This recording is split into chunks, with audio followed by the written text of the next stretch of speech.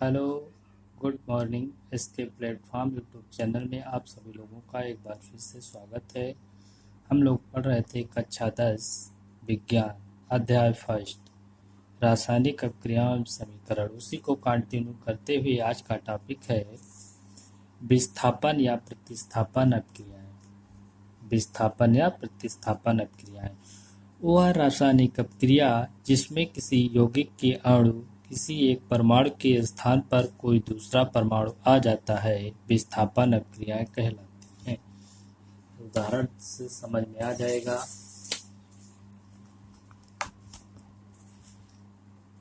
लिखा है, magnesium cupric chloride के विलयन से कॉपर को विस्थापित करके स्वयं उसका स्थान ले लेता है और कॉपर तथा मैग्नीशियम क्लोराइड बनता है। यहाँ पर मैग्नीशियम लिखा हुआ है, कॉपर क्यूप्रिक क्लोराइड लिखा हुआ है।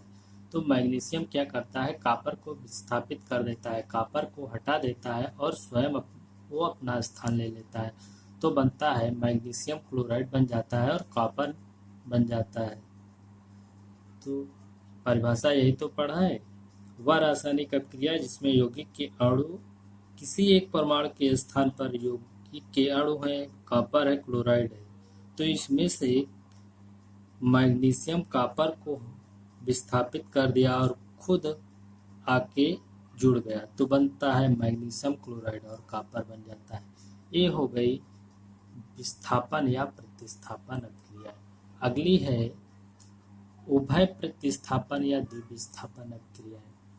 उभय प्रतिस्थापन या द्विविस्थापन अभिक्रिया, इसमें लिखा है वह रासायनिक अभिक्रिया जिसमें यौगिक के आयनों अथवा घटकों की अदला बदली हो जाती है तथा नए यौगिक बनते हैं।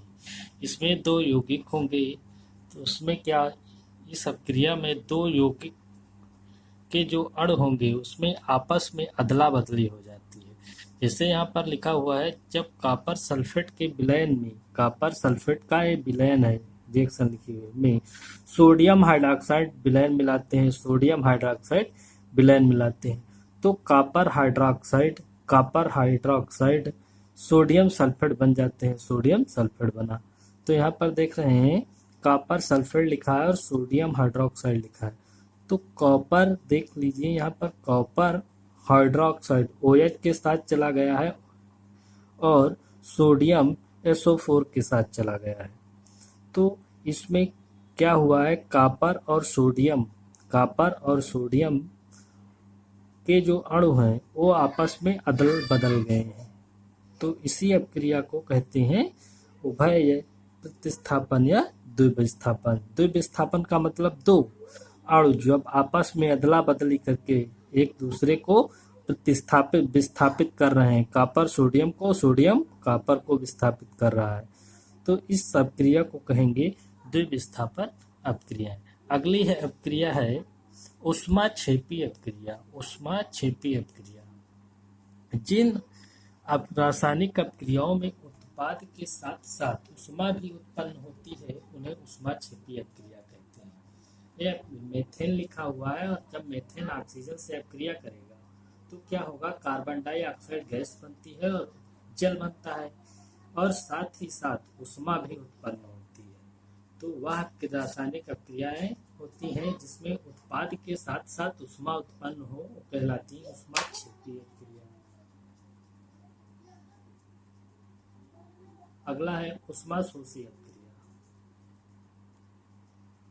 जिन रासायनिक अभिक्रियाओं में ऊष्मा अवशोषित होती है उन्हें ऊष्माशोषी अभिक्रिया कहते हैं। जिन रासायनिक अभिक्रियाओं में ऊष्मा अवशोषित होती है उन्हें ऊष्माशोषी अभिक्रिया कहते हैं।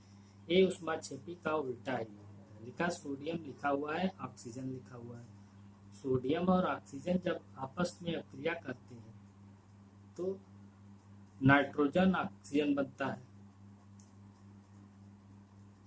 NO बना। जब नाइट्रोजन और ऑक्सीजन आपस में N2O2 अभिक्रिया करते हैं तो बनता है 2NO। और ऊष्मा जब इनको मिलती है तब ये अभिक्रिया होती है।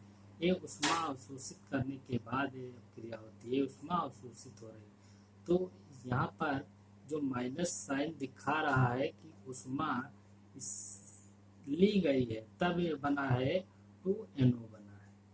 तो ये कहलाती है उष्मा शोषी अभिक्रिया। उम्मीद करते हैं समझ में आ गया होगा।